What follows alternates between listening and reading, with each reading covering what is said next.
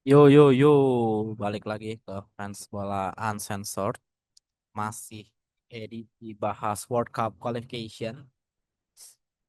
Kita sedikit record sebelumnya kita sudah bahas World Cup qualification Afrika, Amerika Selatan, Eropa, dan yang tidak kalah penting dan sering kali dipandang sebelah mata. Di sini saya akan membahas mengenai World Cup qualification zona CONCACAF atau Amerika Utara. Sebenarnya for summary buat pengingat buat teman-teman bahwa nantinya Piala Dunia ini tahun 2026 akan diikuti 48 negara dan untuk zona CONCACAF sendiri. Jadi CONCACAF nih saya perjelas lagi ya. CONCACAF nih berada di Amerika Utara, Amerika Tengah dan Kepulauan Karibia. Ini slotnya ada 6. Jadi 6 ini akan langsung lolos ke Piala Dunia 2026 6 dan ada dua tim yang akan playoff antar konfederasi. So far untuk tim di CONCACAF ini sudah ada 3 negara yang lolos, yang which is tuan rumah. Ada USA, Meksiko, dan juga Kanada. Dan sedangkan untuk 3 tim yang akan memperebutkan tiket menuju World Cup 2026 ini baru saja dimulai akhir FIFA Matchday ini ya, bulan September. Dan memang prosesnya sudah agak panjang. Ini terdiri dari 3 round. Round pertama, kedua, dan ketiga. Yang pertama ini adalah kualifikasi dari tim-tim yang memang secara level atau ranking FIFA ini lebih rendah. Lalu di second round ataupun di ronde kedua, ini ada total 30 tim. 30 tim ini terbagi menjadi 6 grup. Grup A sampai dengan grup F.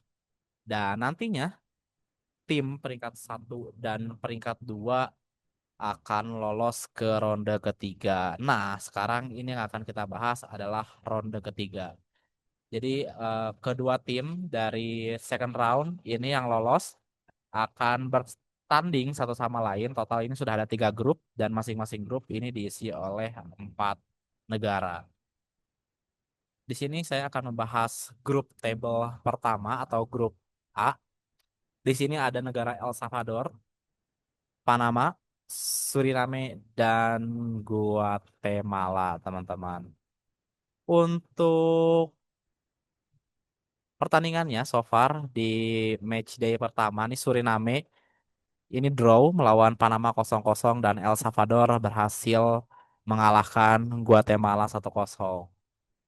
Kalau dilihat dari segi kekuatan di grup A ini praktis Panama ya sedikit diunggulkan karena memang Panama tim terakhir yang lolos ke Piala Dunia di antara keempat tim tersebut. Panama lolos ke World Cup 2018, sedangkan di keempat tim yang saya sebut tadi hanya ada El Salvador yang berhasil lolos selain Panama. El Salvador tercatat ini pernah lolos di World Cup 1970 dan 1982. Sudah terlalu lama dan pemain-pemain udah nggak ada ya sekarang. Dan kalau kita lihat dari kedalaman skuad tidak jauh berbeda. El Salvador, Panama, Suriname, Guatemala praktis ini cukup sengit. Kekuatan tidak jauh berbeda juga. Tidak banyak pemain menonjol dari keempat negara tersebut. Praktis Panama lebih sering lebih diunggulkan. Dan keempat negara tersebut rata-rata khususnya untuk El Salvador dan Panama ini banyak pemain yang berkompetisi ataupun berkarir di Amerika Serikat dan juga Meksiko. So far saya sedikit mengunggulkan Panama. Kalau kita ingin kita lihat untuk skuad yang ada di Panama saat ini, praktis hanya yang nama besar yang ada mungkin ada Murilo yang kini bermain untuk Marseille ya teman-teman. Sisanya tidak banyak yang tahu. Mungkin ada yang agak besar sedikit ada Jose Cordoba, play for Norwich. Ya sisanya pemainnya bermain di MLS seperti Carlos Harvey di apa ini namanya ya logonya Minnesota United dan juga bermain di Liga Meksiko seperti Pumas Unam, ada Carrasquilla di sini. Peluang tetap terbuka menurut saya untuk Panama, El Salvador dan juga Suriname, Guatemala. Namun sedikit menjagokan Panama karena dari segi kedalaman skuad jauh lebih baik. Banyak pemain yang berlaga di klub-klub Amerika Utara. Akan seru. Mungkin tidak banyak yang memperhatikan sampai ada yang lolos. Cuman ini sedikit menarik ya. Panama, El Salvador, Suriname. Banyak orang Jawanya. Tapi somehow Panama, menurut saya lebih sedikit mengunggulkan Panama dibandingkan ketiga negara yang lain. Selanjutnya di grup 2 atau di grup B. Ini ada 4 negara. Ada Jamaika, Curaçao atau Curaçao dibacanya. Ada Trinidad and Tobago dan Bermuda. Ini menarik karena di ketiga tim tersebut ada Jamaika, Curaçao dan Trinidad adalah pelatih yang punya reputasi yang cukup tinggi. Di Jamaika dilatih oleh Steve McLaren, terkenal sempat menjadi asisten pelatih Sir Alex Ferguson dan juga melatih beberapa tim semenjana atau mediocre Inggris lainnya. Lalu di Curaçao ada Dick Advocaat, mantan pelatih tim nasional Belanda. Banyak melatih tim-tim Eropa lainnya, khususnya di Belanda ya, seperti PSV, Feyenoord, lalu juga ada Utrecht, pernah dilatih oleh Dick Advocaat, dan Curaçao juga ini salah satu negara mantan jajahan Belanda ya, dan mantan negara yang dilatih oleh Pak Patrick Kluivert. Dan so far, Curaçao ini punya peluang yang cukup besar. Di ketiga, ada Trinidad and Tobago. Mungkin buat teman-teman era 2000-an cukup familiar dengan nama negara tersebut. Negara ini pernah lolos di World Cup 2006 yang lalu. Dan pemain yang bermain di World Cup 2006 itu Dwight York kini menjadi pelatih Trinidad Tobago. Which is ketiga pelatih yang saya sebutkan tadi punya reputasi yang cukup baik. Dwight York legenda, Dick Advocaat legend, melatih banyak klub-klub khususnya di Belanda. Steve McLaren pernah menjadi asisten dari pelatih keren Sir Alex Ferguson. Sedangkan Bermuda ini tim yang memang mayoritas negaranya atau pemainnya diisi oleh pemain yang bermain di level universitas ya, bukan semi pro lah bisa saya bilang, tidak bermain di level tertinggi. Untuk Jamaika sendiri memang sudah lama tidak bermain di Piala Dunia. Terakhir nih Jamaika main di Piala Dunia terakhir 1998 dan sempat Federasi Sepak Bola Jamaika ini sempat melakukan naturalisasi besar-besaran. Namun untuk saat ini tidak terlalu banyak yang saya tahu ya pemain yang dinaturalisasi ke Jamaika karena memang banyak pemain half blood mirip seperti Indonesia lah ya, tim nasional Jamaika ini. Praktis nama-nama besar pun tidak kita dengar. Mungkin Mikhail Antonio mantan pemain West Ham yang sempat mengalami kecelakaan. Lalu juga ada Isaac Hayden kini bermain di KPR, sebelumnya lama bermain untuk Newcastle United. Ada Casey Palmer, pemain akademi Chelsea yang bermain untuk Hull City saat ini. Demarai Gray bermain untuk Birmingham. Ya, which is pemain-pemain yang bermain untuk tim nasional Jamaika ini bermain di Inggris ya. Dan banyak juga pemain asal Inggris yang roots-nya Jamaika. Sehingga mereka memilih untuk bermain untuk Jamaika. Dan rata-rata pemain ini berada di second atau mungkin third tier Liga Inggris ya. Seperti Championship ataupun League One ataupun League Two seperti di Charlton, Barnsley, lalu juga ada Crawley Town seperti Kahen Dixon ini yang menjadi tulang punggung tim nasional Jamaika. Pemainnya cukup baik. Jamaika punya semua atribut untuk lolos, namun tidak akan mudah karena dari Curaçao sendiri ini pertama punya pelatih yang hebat, seperti saya bilang tadi. Di skuad pemain ada striker, mantan striker Persib Kastanir, dan saat ini bermain untuk Persis Solo dan juga merupakan salah satu top scorer di kualifikasi dengan 5 gol. Dan juga baru saja Tahith Chong switch nationality, kini Tahith Chong bisa membela Curaçao. Tahith Chong kini bermain untuk Burnley di Premier League First Division. Menarik bagaimana persaingannya. Curaçao dan Jamaika sama-sama memiliki pemain yang emang memiliki kualitas yang cukup tinggi. Di sisi lain, Trinidad Tobago memang tidak memiliki pemain sehebat Jamaika ataupun uh, Curaçao dari segi kedalaman pemain, namun tentunya pelatih yang juga legend di dunia sepak bola, apalagi Dwight York di era Ferguson cukup sensasional. Dan di sini mungkin salah satu pemain terbaiknya adalah Levi Garcia yang bermain untuk Sparta Moskow. Di sini market value-nya sekitar 12 juta euro. Pemain termahal Trinidad Tobago juga. Tentunya akan menjadi tumpuan bagi Trinidad Tobago untuk dapat lolos langsung ke World Cup 2026. Namun saya masih sedikit mengunggulkan Jamaika. Pertimbangan pertama adalah banyaknya pemain yang bermain di Liga Inggris. Dalam hal ini adalah di Championship ataupun lowernya lagi seperti League One ataupun League Two. That's okay. Mereka bermain regularly tiap minggunya, mereka mendapatkan menit bermain. So Jamaica have a really good, apa ya bisa dibilang, punya peluang yang cukup besar untuk dapat lolos langsung ke World Cup 2026. Dan tentunya ini penantian panjang setelah terakhir bermain di World Cup tahun 1998. Oke, terakhir di grup 3 ada Costa Rica, Nicaragua, Honduras, dan Haiti. Nama Costa Rica masih diunggulkan, namun menurut saya ini salah satu grup yang paling apa ya, paling kompetitif lah, paling sulit untuk ditebak siapa yang akan lolos karena keempat tim ini memiliki kualitas yang mirip-mirip.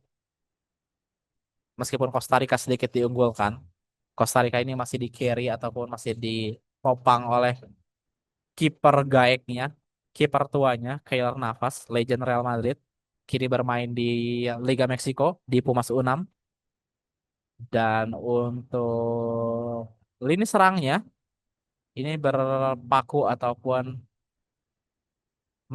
berpaku ya bisa dibilang ya, bertumpu pada striker muda ber-23 tahun yang juga bermain untuk Spartak Moskow, yaitu ada Manfred Ugalde, market value-nya 15 juta euro dan sudah mencetak 3 gol di kualifikasi Piala Dunia zona Amerika Utara ini.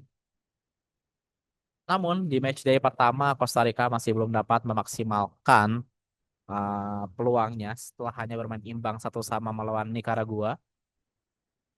Perjalanan masih panjang.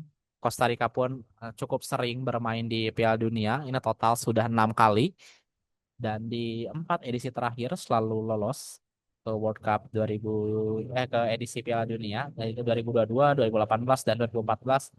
Costa Rica selalu lolos. Tentunya tradisi untuk selalu lolos ke World Cup masih terus dijaga apalagi legendnya Keylor Navas ini masih bermain. Dan meskipun usianya sudah 38 tahun, namun Keylor Navas masih menunjukkan determinasinya untuk dapat bermain di level tertinggi. Dan World Cup atau Piala Dunia merupakan level tertinggi menurut saya bagi sebuah pemain sepak bola. Dan di selanjutnya ini ada Nicaragua. Ini jujur saya baru tahu teman-teman. Ternyata di Nicaragua ini ada pemain dari Liga 2, pemain asal Barito Putra yaitu Jamie Moreno berusia 30 tahun dengan market value 350 juta euro.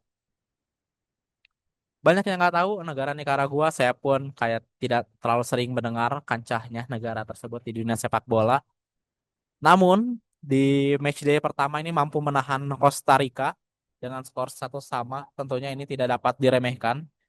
Nicaragua melihat peluang negara-negara di CONCACAF ini dapat porsi yang lebih besar untuk lolos ke World Cup. Tentunya ini akan dimanfaatkan semaksimal mungkin untuk dapat lolos, terutama lolos langsung ya. Dan peluangnya masih terbuka. Klub lagi grup C ini atau grup 3 ini setiap klub memiliki peluang yang relatif hampir sama ya, meskipun menurut saya pribadi Costa Rica Costa Rica sedikit lebih diunggulkan. Lalu selanjutnya ada Honduras. Negara ini juga pernah lolos ke Piala Dunia edisi 2014 dan juga 2010. Ternyata setelah saya cek, mereka juga sempat lolos di World Cup 1982. Tidak ada nama besar yang mengisi Honduras seperti pada edisi World Cup 2010. Di situ ada Wilson Palacios yang bermain untuk Tottenham Hotspur. Praktis rata-rata pemain yang bermain di Honduras, pemain pemain-pemainnya bermain di Amerika Utara, khususnya di MLS, Liga Amerika dan juga Liga Meksiko. Dan salah satu pemain terbaiknya yaitu David Ruiz, bermain untuk Inter Miami bersama Lionel Messi, masih 21 tahun, masih muda dan ya Honduras tidak semewah 2010 dan 2014, agak sulit tentunya untuk bersaing, namun peluang itu masih ada, peluang itu masih terjaga karena masih bermain di match day pertama dan itu pun bermain imbang dengan Haiti. Tentunya cukup menarik, saya akan memantau CONCACAF ya.